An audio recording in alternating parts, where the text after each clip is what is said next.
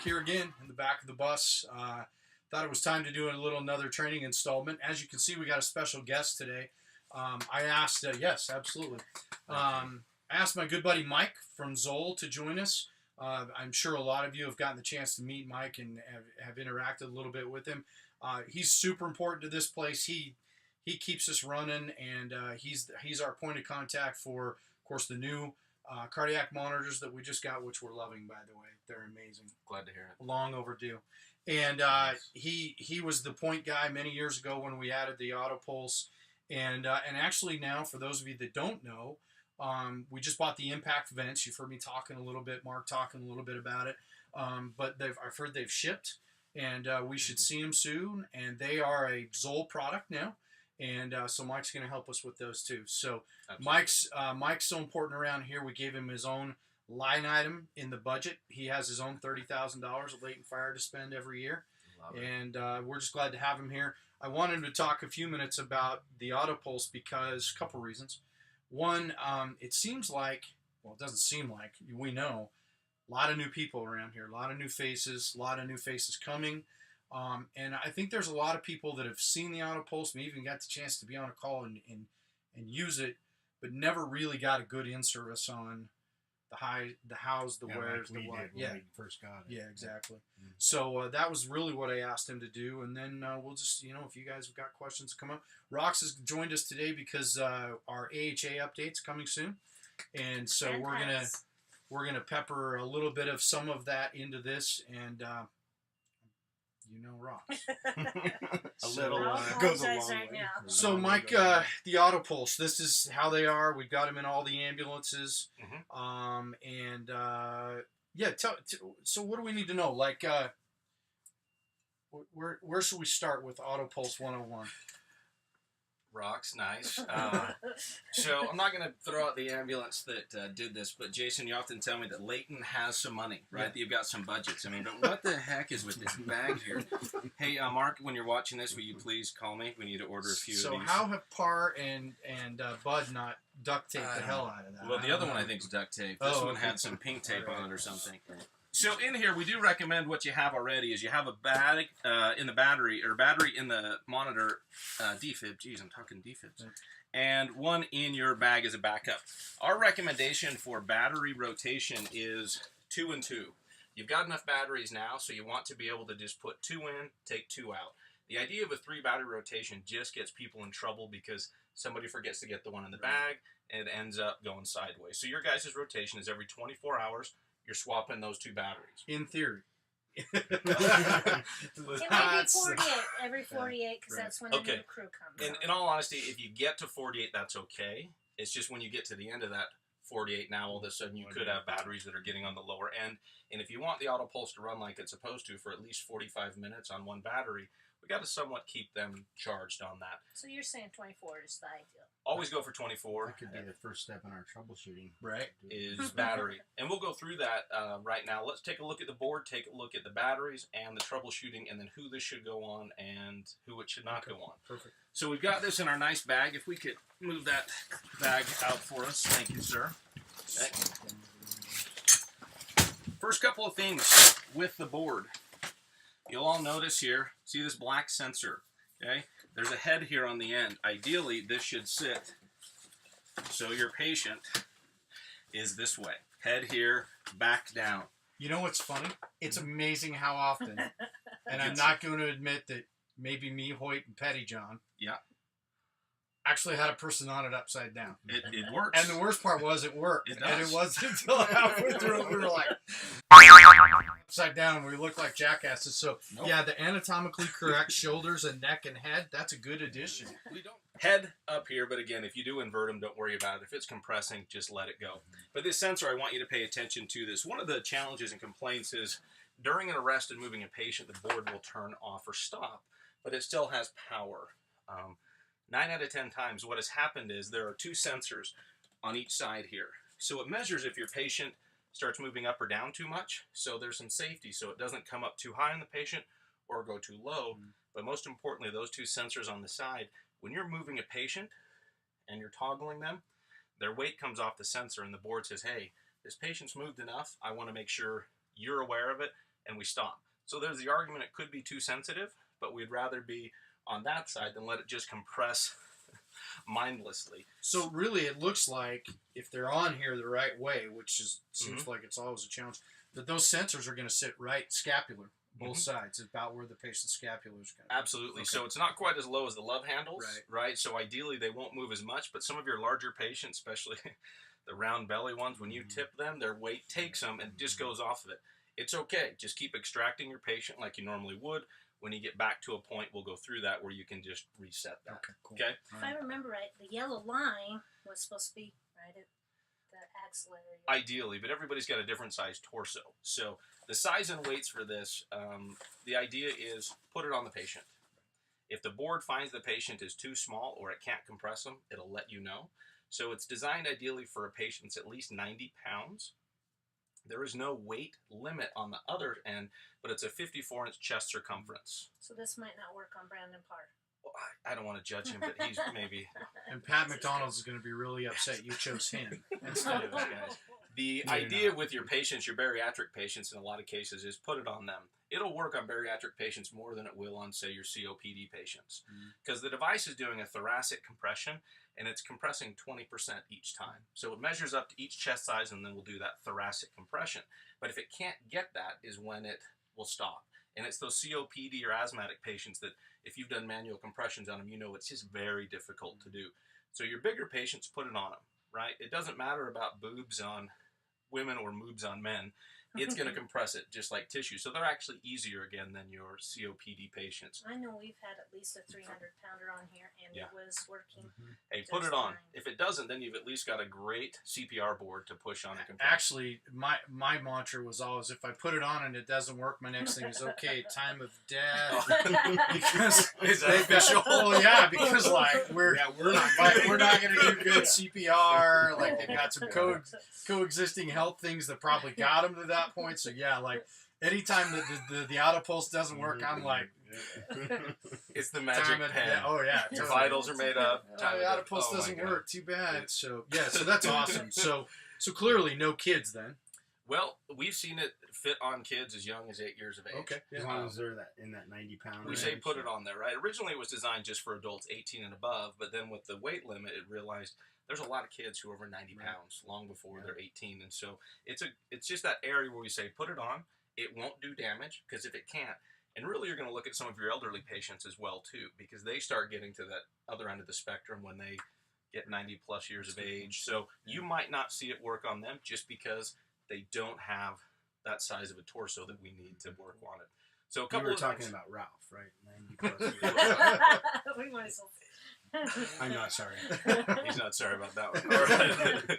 Your batteries, as you see, are the lithium-ion batteries. So these batteries are giving you longer run times and less errors. Yeah. Did we have issues with the black batteries? Absolutely. Yeah. Did they build up a memory? Absolutely. Absolutely. So the black batteries, we swapped out of those, and we've gone to the lithium ones. They're going to last longer, but you still have to rotate the batteries. That's the key point. The way to do it at the beginning of your checks, and I know you have questions, so just hold on to them. I do have questions. Okay. You have no idea. We're going to limit you, though. Maybe 3 questions total, so Nice. then you're out of the bus. Warned you in advance. I know you did. So at the beginning of your shift, put the batteries in. All you need to do is turn the device on. There has been a teaching that's gone around where people believe they have to size it down. So what we're looking at is when we turn this board on, you will notice right here, we've got a red light. I just flipped everyone off, sorry. You notice right here we have a red light. All we're looking for is the green light. So that red light tells us we've had an issue with the board previously. Typically it means when it got shut off last time, either it got twisted like it is now, or it didn't get all the way. So all I do is just lift that up easy. It's not a strongman competition. We're not trying to rip it. And what I'm going to do is just hit my green button to reset that. And then that red light is still there telling me, hey, I've got an error, user advisory 45. And so what do I do in this case? Well, in most cases, we just turn it off and go, all right, that's fine. Let's hope we don't have an arrest on our shift. And go and start CPR, right? That's the biggest HA thing, says that any problems, troubleshoot them, but get somebody right on and doing CPR. And you know, I'm glad you said that, Rox, because I've seen that happen a lot where people fight the band or they're pushing buttons over here or whatever. The patient may not be aligned on there right. and I'll be in the background like start CPR, start CPR. Yeah, we Talk forget that. Treating the monitor, not the patient. Yeah, we've gotten so babied by this thing that the notion of being hands-on with CPR is like, oh, it's almost icky. Yeah. So yeah, that's an awesome point. Yeah, this board is a great CPR device, but it's not perfect for every patient. It's not perfect for every situation. Our recommendation to you as a crew is when you go in there, think about the scene. If you're going to one of your older homes and the patient is arrested upstairs in the bathroom, you know you're going to have a hard time getting 3 people back there, much less getting a board with you. So think about the scene. Where is this appropriate? When do we bring this in and what location? This ideally is to help you extract your patient so that you're safe and it continues to compress, right? You keep We've that had many continuous times CPR. where we've started manual CPR because of that. Yep. And then moved them downstairs and then. I think the best way, if you can work it out, if your logistics work, is that somebody realizing we're not going to work the arrest in the bathroom, somebody gets the AutoPulse set up so that you move them straight in and onto the AutoPulse rather than into the living room, back to manual CPR. Then we got to interrupt CPR again to lift them back to get the board underneath them. So, you know, captains, I was in your shoes once, and that was kind of what I always felt like my responsibility was, is 1 or 2 guys going to get to the patient and me getting set up in the best place. So think about that. Just real quick. So ideally, it's a 3-patient or a 3-person deployment. You can get away with 2, but it's a pit crew mentality. Everybody has their own particular job. Somebody is responsible for opening up the bands, right? Somebody's working the patient. They're going to lift them up. Somebody's sliding the board underneath. So the idea is we're all working. We've decided who has what roles before we get there. And if you guys want to set up some training to do this during some scenarios, which we don't do. No, we don't. We could set that up for you. You know, one of the things I find is people are really timid about getting the patient up. It's almost like this, we sweet talk the board underneath them. And I was like, oh, for hell's sake, straddle them, grab their arms, lift them up, you know, get them back and get the board underneath them, because efficiency but speed matters in this situation. One of the cool things that I saw on, I think it was one of the Zoll, is you sit them up, then make one cut down the back, and the shirt comes right off the front. So as an adjunct to this training, you will have a video or a DVD that you can put on there that will walk through that process of the pit crew, how to cut down the back of the shirt, because as you cut down the back of the shirt, now you pull the shirt forward and the arms come out, and it's easy to put the band around. Perfect. I bring up this mannequin that looks just like me with my shirt off. This is your CPR sensor and your defib pads. These are the ones you're running with today. Now, they come in this nice plastic sealed bag. Okay? When you open them up, they look just like we are here today. They have anterior, posterior pads, as well as the CPR sensor. Your CPR sensor will connect, as you notice right here. You can rip that apart, and we actually recommend during an arrest when you're doing manual CPR, separate those 2 sensors. It reduces the artifact. So I've just got this set up for sternum, but you can do A and P, whatever works for you. But this has its own adhesive, so that goes right on the sternum where you're going to do compressions, okay? These can be used for pediatrics as well, too, but ideally using them on your adults. It's going to give you your feedback. The reason we recommend using these type of pads on arrests is nobody ever arrests on the board, right? It's never that easy. So where you're going to start manual CPR, this would be a good time to say, hey, we're going to do 1 or maybe 2 rounds of CPR before we can get the patient to the board. That's not a problem. Do what's best for you and that patient at that particular time. You can put the board and the bands right over these pads. It's not going to hurt them, okay? And you can still shock through the board. So that was one of the questions one of the new people asked me, is with this new puck, for lack of a better term, isn't that only just for when we're doing manual compressions? And I said, no, we can put that right underneath the AutoPulse, and should put it right underneath the AutoPulse strap. So what will happen? Go ahead. I have another question. I've had some people tell me that there are agencies that are saying to do CPR on this puck even through defibrillation. That kind of scares me to be touching a patient during defibrillation. What's the truth on that? There's some science behind that. It was crazy science. Everybody remembers when they were in college and needed money, you did certain things. Well, they had enough people who were willing to hold on to a patient while they shocked him to see if there were any adverse effects to the bystanders. We as a manufacturer will never recommend that. We will still go with the AHA guidelines, which say let's reduce our pause times. So that's why in your CPR, and this would be a great time to show the screenshot of the dashboard on the monitor, but we show you 2 waveforms. We show you your waveform when you're compressing, which is your raw waveform with artifact, and below that is your see-through CPR, which is filtering out those compressions. So that way, when you get near the end of your 2 minutes of CPR or the end of the device doing the 2 minutes, you can see, does that look like a shockable rhythm? Is a person asystole? Do we have VFib, VTAC? So you can charge your device up and then pause and reduce your pause times by 3 to 5 seconds versus the 30 plus seconds we've been seeing for the last few years. So we don't recommend you hold the patient, right? But one of the other things I see too is every time we're like, I'm clear, you're clear, we all do this, you know, like we just rope the calf. We don't need to do that necessarily.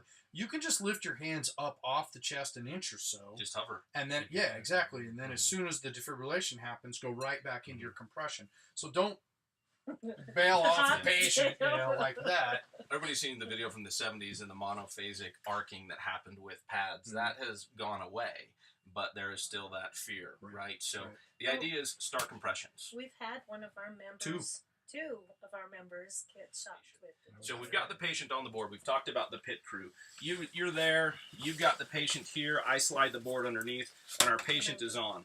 Okay, one hand goes here. This patient, sir, as you do that, take your fingers and put your fingers underneath right there so you can feel where that is. Make sure we show that on there. Sorry, put your fingers underneath it so that you put it over, because what you don't want is to have it on and then have to pull off the Velcro. You've lifted it up. It's all the way, just let it go at that time. You don't have to hold it. So we've got our patient on. I'll lift that again. So we've got our patient on. You've lifted it up. You lay it down on him. We hit the green light that says continue. It goes down, and this is where it sizes up to the patient. You got a 2-second delay, and then it starts its compression. Now as it's compressing, that looks a little bit violent. This is where we recommend that a captain or a chief talks to the family, okay? Because they've not seen this on TV, they don't know what this is, so they get a little scared, it gets a little violent. You'll also hear the device when it counts its compressions. Right there. It stops. There's your ventilation, and it starts up again. So it's beeping at you at 28, 29, and 30. Now, the nice thing is you can stick your fingers under here, and it's not damaging or hurting your fingers. So we're doing less damage with the AutoPulse than we do with manual CPR, because manual CPR, we're cracking. This is doing that thoracic compression, so we're getting less damage to our patients. Okay? Again, we get 28, 29, 30. We ventilate, and then it goes again for us. So I'm going to have you pause that for a second to ask an important question. Dr. Raskovich has got us in the first 3 to 4 cycles, the first 6 to 8 minutes, doing passive ventilation with NPAs and an OPA and a non-rebreather mask, and continuous. So uninterrupted. So maybe you could show everybody, I know it defaults to the 30 to 2, but what we want to start on right from the beginning. Okay, so we can start out with continuous. So the idea would be, once we've paused this, if you can see that right there in the screen, now all we do is hit the green. So hit continue if you would, sir. Now once it continues, you will notice right here, it says 30 to 2. That gray button right there, if you push that, go ahead and push that. It says, do you want to switch to continuous? And confirm. Do it again. So, great, there you go. So now we're in continuous. So the idea is, if you want to go to continuous, you push the button that says, do you want to continuous, and asks you to confirm it. The reason you confirm is in case it got pushed accidentally. So now it's just going to keep going, but it's beeping at me. That's every 10 compressions. Okay? I didn't know that. So it's just staying in account with your 10 compressions right there. So if you want to keep track of when you're going to ventilate, you're more than welcome to at that time. Cool. That's just giving you the idea. Now you can always hit the pause button anytime you want. Right? Now again, if it paused on its own because the patient had moved, all you need to do is just lift it up. Put it back down, and then hit your green continuous button. Right? So it's really just a 2-button push. Turn it on and start it. Now if you want to hit continuous, put it in continuous mode, and it will just run. And that's the middle one there. So right here, you see up here in the top, it says continuous. It means that's what you're running in right now. And then you can, while it's doing that, you can switch it back over. To 30 to 2. Exactly. So you switched it at a perfect time where it was right at that 30th compression. I knew that. So let's go to the extraction. We've got the patient on the board. So let's take a moment here. Let's pause this. Let's take a look at how we should set this up so when we're there, we're ready to extract the patient and make it easy on yourself. As I said, nobody ever rests on the board, so you're bringing the board in. So as we bring the board in, our recommendation is let's use your extraction tarps. I think the technical term is bariatric, but some of you have your own names for them. We won't put on Don't we TV. get it that way for So as you take a look at this, here in the back, we just got your normal extraction tarp right here, okay? What I'm going to do is the way I set this up as an accordion effect is so that when it's laying under the board, when we pull it out, we'll be able to then pull both ways, have then something to help us lift and move the patient. It's nice if the smooth end is actually on the ground. Reason is, if they rest on a carpet, this can catch on the carpet. Okay? You know what's funny? I don't think I've ever seen somebody put it smooth side down yet. Okay. And But that makes legs perfect different. sense. Yeah, we're always putting it on this side because that's the durable side. Well, I Yeah, can that's- tell you right now that with all of the bodily fluids that come out, I'd rather clean Yeah, the that's a good smooth point. side. So let's get Then the- disposable ones. Yeah, better point. Yes. Mark? So as you're putting this on, you know, the idea is what we're going to do. Will you stretch that out for me, Yes, please? I will. So how we do this is very easy.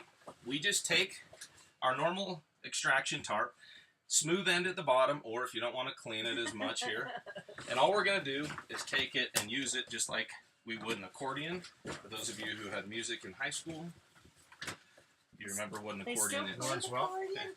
Now you can leave it this wide, just as long as the board's shorter, whatever you'd like to do. So if I pick this up and you turn the board over for me, so now we're storing the board. Go ahead. There we go. We're storing the board with the tarp underneath it In the back. in the bag. Yeah. So this way now I have handles. The one thing you don't want to do is I can now bring this in. So if I'm the person coming behind the patient, now I come behind here. What we don't want to do is bring that bag in every time because then it's something else you're just fighting over and stumbling over. So having this underneath it, when the patient's on here, our patient conveniently gets right back in position, we can either have 2 or 4 of us. If we had 4, one goes there, one on the corner, I'm here, you are there. For Cook and I, all we do is we hold this so it doesn't slide away, and you two now pull it underneath. And the patient's weight will keep that there on the board. So now we've got that small, tight hallway. We grab here, you grab there, the patient's legs can bend down, and you can now move them. Plus the patient's all encompassed with everything you have on them at that time. So it's a way amazing to what set a it little up. bit of forethought will do to It's just there to help you. You don't have to use it every time. You can put this on a backboard, but you don't always get backboards to your patients. So this can help you, and the board will just keep compressing. It won't hurt it being on a soft stretcher like this. Now the difference is on the dashboard screen, when you're doing manual compressions, per HA guidelines, we want you to go at least 2 inches in depth and at least 100 compressions per minute. And actually, the new updates have now 2 changed. to 2.4, 100 to 120. Yes. So we have a free software upgrade that's being approved right now that will show on your dashboard minimums and maximums as well to try and keep you in that. But 2 to 2.4 inches, I'm sorry, I'm not a firefighter or medic, but that seems hard as hell on an arrest. And I was wondering about our 250, 300 pound Oh, patients. yeah. Is 2.5 going to be? So much, here's- but- Go ahead. No, I was just going to say, you hear a conversation, and we were probably going to talk about it later, but now seems like an appropriate time. You'll hear conversations oftentimes, or even studies that say, you know, this mechanical CPR, the AutoPulse, the Lucas device, really no change in patient outcomes versus good old-fashioned CPR. And I'll get the naysayers of mechanical CPR all the time say, oh, all you've done is spend a lot of money, and you're not making any difference in their outcome. Well, the point I want to contend is this. That's assuming that we get perfect CPR. And the reality of it is, whether we're in a hospital, whether we're in the back of an ambulance or in somebody's house, we don't get good CPR. Roxanne can teach us till she's blue in the face, and in fact does. And the reality of it is, our perception of what we think is the most important, our perception of a lot of things changes depth, changes rate. And this thing doesn't. As long as it's working perfectly every time. And that to me is probably the biggest advantage of this thing. So I know a couple other advantages that I've seen with this is moving the patient from wherever we're at to the ambulance. Otherwise, that would be time that we aren't getting very good. Right. The other thing, I know that Jared Shawley bought these under the premise of safety in the back of the rigs. Now we can be sitting down instead of doing the one hand hold on, trying to do Which is perfect Exactly. CPR. Right. So let's go down this road. A couple of things. This has been approved with the AHA guideline, the FDA's, for over 15 years. It's pushing 20 years now. And it doesn't do 100 compressions a minute. No, it's like 70, isn't It does 80, Oh, right? so- And all the tests that were done, we asked, hey, should we move it up to 100 now? And the AHA said no. Because the type of compression it does and allowing that reperfusion, that 50-50 duty cycle, it's better at 80 compressions a minute versus 100. So, and most mechanical CPR will be at that point. We're not trying to mirror manual CPR. We're actually doing a little different compression. So this is Better. still approved. A better compression. And we've done several studies, and anybody who wants to see them will show them to you, but we have done several studies throughout the years that show your very best manual CPR is just equal to automated CPR. Mhm. The downside is that we don't always do perfect manual CPR because we're not in the Goes lab. like this. We're in a hallway. We're moving the patient. So as you said, if you're going to use this, use it as an extraction tool, okay? Because it helps keep your patient continuing to get compressions. Now, I know you're staying and playing longer than we used to. So here's something to keep in mind for the crews. You get a patient who reaches ROSC on this or manual CPR. Awesome. Put them in the back of the ambulance and you're transporting them. Well, an average of 38% of those patients do what? Rearrest. Go They around. rearrest. Yeah. That's where this keeps your butt in that seat. Mhm. One-handed CPR, not going to do anybody any good. It just is for a show in most cases, and it puts you in harm's way. So this device allows you to keep your butt in the seat and your patient safe, where you push one button, it starts compressing again. So as you think about those patients who rearrest that have already reached ROSC, this is a good thing to have for them, particularly in the back here. You know, and you talked about ROSC. I can't prove it with data from the time that Jared bought these back in the day, but I think any one of us that have been here for any length of time can unequivocally say our rates of ROSC went up when we started using They these. did. And I think that you would literally have mutiny on our hands if anybody pursued the notion that manual CPR was better than mechanical CPR and that we were going to abandon these. I just don't see that in our future at all. And you know, for those medical directors that have chosen to do that, great. But these things have, I'll go on a limb and say there's people that are alive in Layton City today because of this device. No doubt about it. So. Well, they're alive today because of this device, but also, most importantly, because of your crews and what they did Sure. as interventions, Sure. right? This has helped, right? It has. This helps get somebody out of the way while you're doing compressions. Okay, ROSC rates have increased with this. There's no doubt about it, just because it does better CPR. Yeah, there's no argument. It's a huge safety thing. So Overall patient care, given that, overall patient care is better simply by freeing up the 2 or 3 people that are rotating through Yeah, that, absolutely. which does disrupt. Because now that we're used to this, when we do have to go manual, Oh, it throws the table. you talk about Keystone Cops. Oh yeah, Yeah. It is Yeah. tough. yeah. So one thing you will notice, as I mentioned, 80 compressions a minute. On your dashboard today, we have a metronome set up that if you fall below 100 compressions for a few seconds, it starts to beep at you, and it beeps to 100 compressions a minute to get you up. But the device recognizes the AutoPulse because it's consistently at 80 compressions a minute. You won't get any beeping, That's good to know, right? too. So the Yeah, idea that. is the alarms won't go off when you start using this, whereas if you're doing manual and you're not doing it well enough, the alarms will pick up to try and coach you. So there's no fear with that on this end. Now, at the beginning of your shift check, you don't have a mannequin in there. Some people have said, well, I want to get rid of all this. So they start squeezing it down, and then they stop right there. And then they go, oh, that looks great. And they power the device off, okay? It's a nice thought, but that's not how the device is designed to work. The device is designed to work. We've got some OCD people around here that might like that. Hey. I may show that. Don't do that. Okay? We want to keep the band. When you put it on, you want it just to be fully out so that when you open it up, it's already there. You're not having to pull on that spindle underneath. So when you turn it on, you check the battery, make sure we've got battery and only a green light. If there's a red light, we need to fix that or adjust it or put it out of service. So I'm going to Speaking- interrupt right now. You had that on, and you and I could feel this nice little AC unit coming off it. I actually had a call that I called you about. Uh-huh. We had an error Mhm. because this fan, which vents the motor to keep it from overheating, had gotten a pillow up underneath it. So that's another one of those things can happen. So troubleshooting. You mentioned the band. You mentioned the red light. This fan. Yep. What other on-scene things have people called you about that are easy fixes? Yeah. What? Spindle problems in the back. Either this didn't get put on properly, it didn't get hooked up Okay. properly. There's this not so friendly firefighter piece of this that you've got to remember to push up this white part for center. And this has this very itty bitty little piece of plastic that can break. I've seen this be broken, put in, or either not put in correctly. So slides in, make sure it snaps and spin. I've also seen these not get attached. Pull it off again, Roxanne.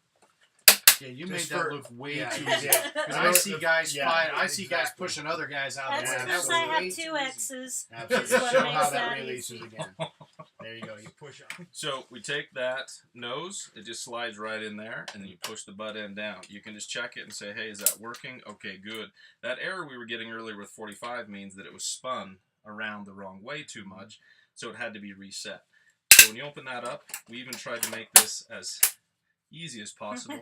There's the Yellow firefighter to friendly. yellow. We've had people invert that before and wonder why it's not working. So that is a good thing to know, is put it on properly. Make sure we don't have any twists. We've never had this problem, but I know that we're told not to cut these while this is running because of that spindle. We had that in the early days when ERs were not educated on what this was, and the doctors would see that on there and say, cut the bands. And the recommendation, you got a stop button. Okay, if you do cut the bands, it causes that spindle, and then we just have to reset it, and that's more effort than you want. It's not impossible. It just takes some time, and everybody likes it to be simple. Turn on, off, and go. So we've mentioned loading the band, the fan, the battery issues, the other things, just right out of the box stuff. What else? I got another one. You're only allowed 2 more questions here, and then we're done. I have. He's our invited lots guest. Oh of my questions. I've been writing them down all morning. Man. We were one time using our bands to do training with all the crews and that. But then at one point we were told, okay, don't train with the band that's on here. So we got a special training band. We just wrote trainings down at 51. But tell us, I was asking you about, can we use this band for training? What can we, do we put pillows under real people, dummies? Use a mannequin, and you can even use those spring-loaded mannequins. But our recommendation is use 1 band per patient. Use 1 band just for training. Because when you're training with it, and let's say you get some of those really old, heavy body mannequins, and the band is having to work, right? We don't always know what it's done to the integrity of that band. So just to be safe, so you don't get caught by surprise on your arrests, is use just a training band for training. And can I add one thing to that? Sure. Remember, we just got 3 brand new airway mannequins. They're torso mannequins. They're CPR mannequins. Please don't use them for this. All right. The one mannequin that I'm comfortable with you putting on here and using is the full body one that we've got. That's and I think that's better anyway. It gives us the ability to put the tarp out. It gives us the the arms and the legs that we have to work around other than just a torso. So if you're going to do AutoPulse training, and by the way, you should be, especially with all of our new people, use that other mannequin. And then, like I've said, don't do it in the floor of the training room. Don't do it, come back here. Go into one of the bedrooms and simulate go into a bathroom and simulate where we're going to actually have a patient and do this like we do it. Because realistic, ongoing, verifiable training, as Gordon Graham talked about for years, is the thing that's going to make us better. Okay, so just my little caveat for do what we do when we train. So questions will come up. If we're going to put a patient on a backboard, can we put straps over them? Absolutely, you can. You just don't want to squeeze down too hard on the chest, because remember, the AutoPulse is expecting that release. But you can strap them down so that way they're not sliding when you're moving them.